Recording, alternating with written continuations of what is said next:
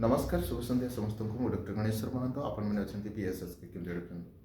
आपण मन किसी कमेंट थिला इक्विवेलेंट को लेकिन कई कमेंट करते सर आम उपशास्त्री करूँ आम प्लस टू सहित इक्विवेलेंट हेबो कि ना से परे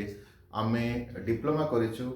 प्लस टू सहित इक्विवेलेंट हेबो कि ना निश्चिंत से संपर्क में आज आम आलोचना करवा पूर्व आम चैनल जब नुआ था निश्चिंत चैनल को सब्सक्राइब कर सांगसाथी को शेयर करेंगे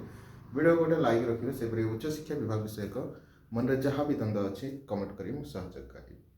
तो प्रथम आम आलोचना करवा जो मैंने उपशास्त्री करिसेंती ट्रेडिशनल संस्कृत पढ़ी से मैंने प्लस टू सहित इक्विवेलेंट हेबे कि नहीं जहाँ कमेंट होता आम फॉरेस्ट गार्ड अप्लाई करें कि आम पुलिस अप्लाई करें कि निश्चिंत जो मैंने उपशास्त्री करिसेंती ट्रेडिशनल रे से मैंने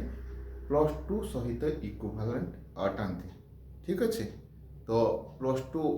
सहित इक्विवेलेंट से माने से परि जो मैंने कमेंट करूले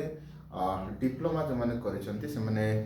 से परि प्लस थ्री करि परिबे कि नहीं प्लस थ्री तो नहीं अब प्लस फोर आसला एमपी हिसाब से ग्रेजुएशन करि परिबे कि नहीं निश्चिंत जो मैंने 10th पर 3 ईयर डिप्लोमा कोर्स करूछंती से माने मध्य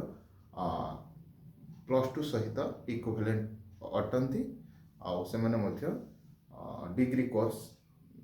से प्रकार प्लस 3 हो प्लस 4 हो एडमिशन नहीं पारे ग्रेजुएशन कोर्स रे एडमिशन नहीं पारे यह ही सूचना आपण जहाँ कमेंट रही है आशा करें आप जिज्ञासा दूरीकरण हो। धन्यवाद मो सहित जड़ी बीएसएस के